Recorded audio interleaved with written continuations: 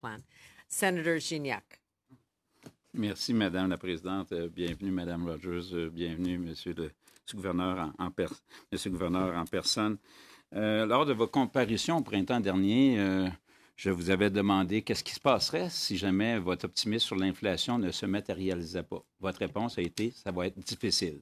Donc, les taux ont monté 350 points de base depuis et vous prédisez d'autres hausses de taux. Bien qu'en tant qu'économiste, j'approuve et partage votre objectif de ramener l'inflation. Je pense que c'est très important. Et appuie surtout votre indépendance du pouvoir politique. Comment savoir si c'est pas trop, puis que vous en ferez pas trop, finalement? En d'autres mots, on sait que l'emploi est un indicateur retardé. Quels sont les indicateurs avancés que vous suivez pour décider d'aller sur les lignes de côté puis faire une pause? Oui, vous avez raison. Nous avons déjà haussé de manière significative les taux d'intérêt et on voit déjà les effets au secteur du logement, sur les grands achats. On sait qu'on va avoir plus d'effets de ce que nous avons déjà fait. Donc, comment est-ce qu'on essaie de savoir si c'est assez ou non? Il y a plusieurs... Je vais répondre en deux parties. Une partie des choses qu'on regarde de près et puis comment on les regarde. Donc, premièrement, si on regarde de près les effets de notre hausse de taux d'intérêt sur l'économie. On sait que ça va commencer avec les secteurs qui sont sensibles au taux d'intérêt. On voit ça déjà. Et puis, mais ça va prendre plus de temps pour affecter des services, par exemple, parce que on n'achète pas des services avec une empreinte. Donc, on regarde de près. Et comment on fait ça? On utilise les modèles. Nous avons beaucoup d'expérience à hausser les taux d'intérêt. Les modèles vont donner des indications et on va voir si chaque étape est comme c'est prévisé. On devrait contrôler pour les facteurs qui changeaient dans le temps. Donc, par exemple, les Canadiens sont plus endettés maintenant qu'ils étaient dans l'histoire. Donc, c'est possible que l'effet maintenant, ce sera plus fort que nos modèles.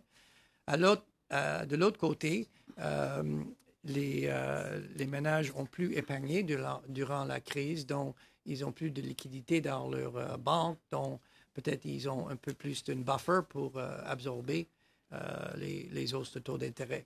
On va voir. Donc ça, c'est un aspect important.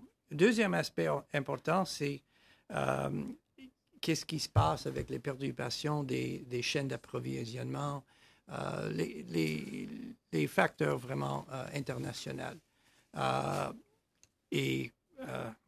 J'étais au FMI, ça fait deux semaines passées. Je réunis souvent avec les autres gouverneurs. Et donc, on essaie de comprendre qu'est-ce qui se passe au niveau international et comment ça va affecter l'inflation ici au Canada. Et finalement, on regarde de près l'inflation et les anticipations d'inflation. L'inflation, maintenant, on met plus d'emphase sur nos mesures d'inflation fondamentale. Et qu'est-ce qu'on voit? La bonne nouvelle, c'est que nos mesures d'inflation fondamentale ont arrêté d'augmenter. Ils sont à peu près 5%, mais ils n'ont pas déjà commencé vraiment à diminuer. Et donc, ça, c'est vraiment quelque chose qu'on regarde de près. Et les anticipations d'inflation à court terme, ils sont élevées. À long terme, ils sont assez bien ancrés à notre cible, mais il y a plus d'incertitudes dans notre sondage des ménages et des entreprises et ça suggère un peu de danger qui peut changer. Pour l'inflation, on utilise les modèles. On utilise aussi les sondages. Par exemple, nous avons un sondage trimestriel avec les entreprises. Et une des questions qu'on leur pose, c'est qu'est-ce qu'ils pensent qu'ils vont faire avec leur prix pour leurs biens et services qu'ils vendent dans le marché. Et qu'est-ce qu'ils nous en disent? C'est que les entreprises, en moyenne, pensent que les taux d'augmentation des prix dans le futur sera moins que dans l'année passée. Donc, En anglais, it's the beginning of a green shoot. On n'a pas encore vu dans les données, mais ça donne de l'espoir qu'on va avoir une diminution de l'inflation. Très rapidement, Madame la Présidente, je n'ai pas entendu le mot masse monétaire dans les indicateurs que vous suivez. Or, on a reçu un professeur émérite de l'Université Johns Hopkins ici récemment qui disait qu'il y avait un lien entre la croissance de masse monétaire et l'inflation à travers les pays dans le monde. Et mentionnait également que ce n'est pas vraiment sur votre site Web. Moi, quand j'ai commencé ma carrière il y a 40 ans, à chaque semaine, le jeudi après-midi, on devait aller voir, calculer la croissance de masse monétaire. Pourquoi que la masse monétaire, à votre point de vue, c'est plus relevant pour suivre? Premièrement, il y a beaucoup de choses qu'on regarde. J'ai souligné les choses les plus importantes. Mais oui, on regarde les masses monétaires, on regarde les masses de crédit. Si vous voyez que les personnes ont plus d'argent, probablement ils sont prêts de plus acheter. On regarde la croissance des hypothèques. Ça donne un indicateur qu'est-ce qui se passera dans le marché de ménage. Mais moi aussi, quand j'ai commencé mon carrière, oui, chaque semaine, on regardait les masses monétaires. Mais qu'est-ce qu'on a appris durant cette période?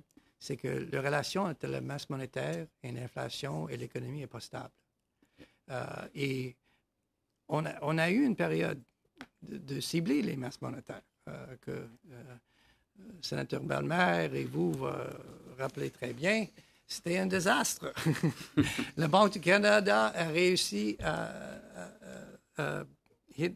ils ont réussi à réduire la croissance de masse monétaire avec tous les cibles et l'inflation a monté. Et vraiment, c'était les périodes des 70, l'inflation est haute, c'était variable. Et donc, à la fin, ça crée les conditions pour un cible de l'inflation.